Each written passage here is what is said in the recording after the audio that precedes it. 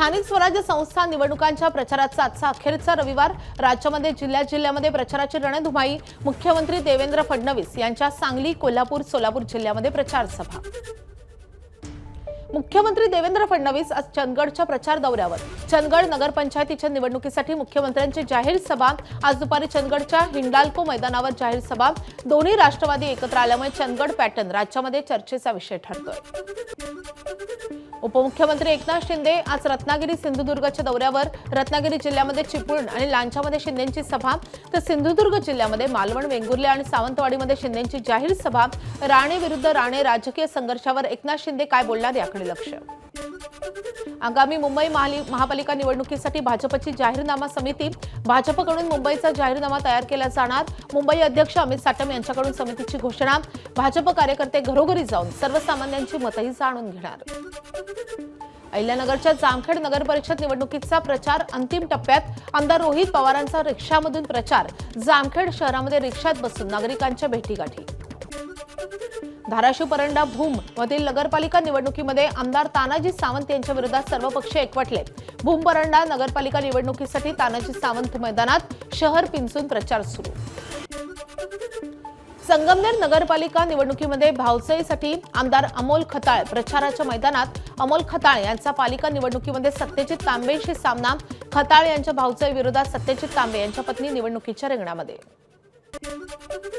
उरण ईश्वरपूर निवडणुकीमध्ये भावाला नगराध्यक्ष बनवण्यासाठी भावानं सांभाळली प्रचाराची धुरा.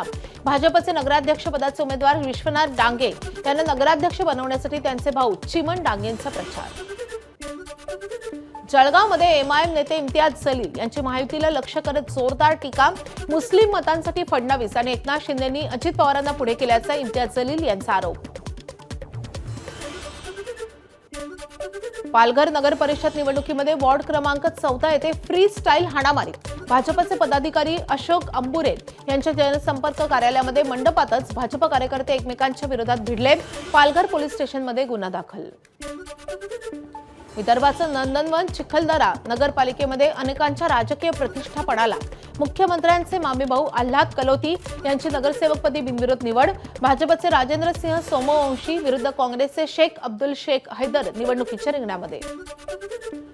सोलापूरच्या माळशिरसमध्ये जयसिंह मोहिते पाटलांचा गौप्यस्फोट. राम सातपुतेने विधानसभेला मदत करण्यासाठी ऑफर दिली होती. सातपुतेंकडून मदतीसाठी 35 कोटींची ऑफर, तर निवडणुकीच्या 4 दिवसांपूर्वी ऑफर 50 कोटींपर्यंत गेल्याचा जयसिंह मोहिते पाटलांचा दावा. अहिल्यानगरच्या संगमनेर नगरपालिका निवडणुकीमध्ये अजितदादांच्या राष्ट्रवादीकडून 9 उमेदवार. 21 वर्षाच्या युवतीला देखील राष्ट्रवादीकडून उमेदवारी. राष्ट्रवादीच्या प्रचारार्थ संग्राम जगतापांकडून रॅली. इच्छुक उमेदवार वाढल्यामुळे स्वतंत्र लढावं लागलं. संग्राम जगतापांचं स्पष्टीकरण. अकलूज नगरपालिका प्रचार सभेमध्ये शरद पवारांच्या राष्ट्रवादीच्या मेहबूब शेख यांची तुफान टोलेबाजी. अजितदादा यांचा पक्ष हा भाजपची बी टीम, तर पालकमंत्री जयकुमार गोरे यांचं नाव गोरे आणि काम सगळं काळं, अशी शेख यांची टीका. तासगावमध्ये खेळाच्या मैदानातही नगर परिषदेचा प्रचार. तासगाव नगराध्यक्षपदाचे उमेदवार विद्या चव्हाण धाबुगडे यांनी साधला खेळाडू मतदारांशी संवाद. माढ्याचे खासदार धैर्यशील मोहिते पाटलांचे पालकमंत्री गोरेंच्या आरोपाला सडेतोड उत्तर. मी शंकरराव मोहिते पाटील यांचा नातू, असेल हिंमत तर 8 टाकून दाखवा, असं म्हणत आव्हान. वाशीमध्ये प्रचारादरम्यान बोलताना एमआयएमचे नेते माजिद हुसेन यांचं वादग्रस्त वक्तव्य. आमच्याशी पंगा घेतला तर पळायला गल्ली गल्ली कमी पडेल. माजिद हुसेन यांचं वक्तव्य. माजिद हुसेन हे हैदराबादचे आमदार.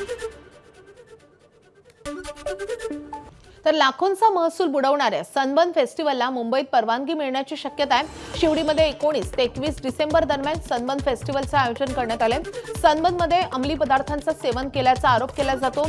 गोव्यामध्ये या सगळ्या संदर्भात या सनबर्न फेस्टिवलला परवानगी नाकारली होती.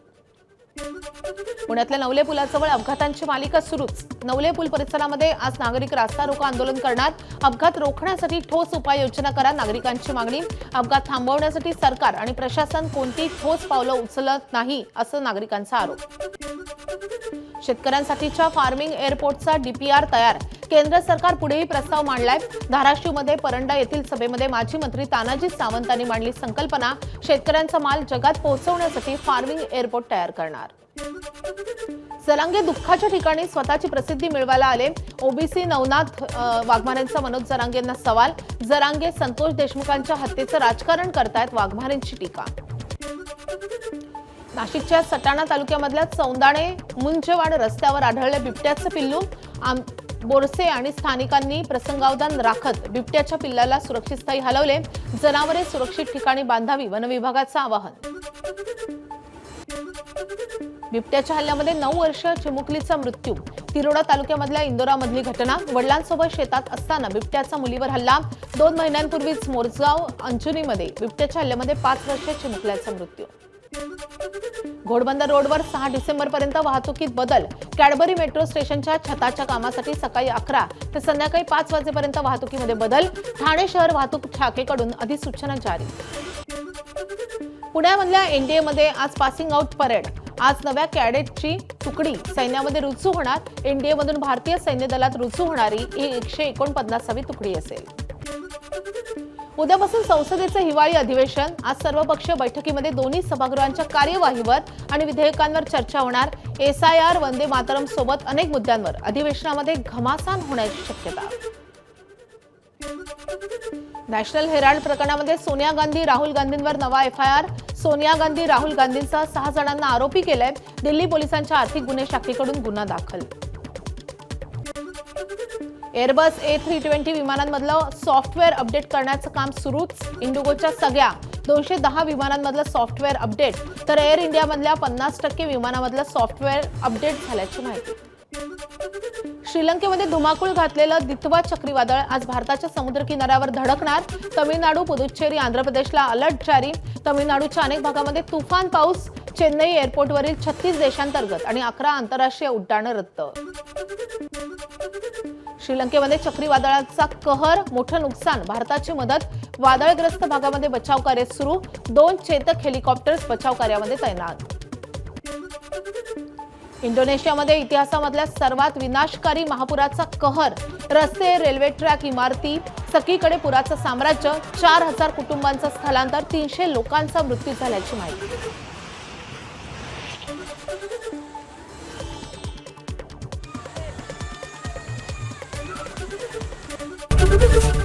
एबीपी माझा, उघडा डोळे बघा नीट.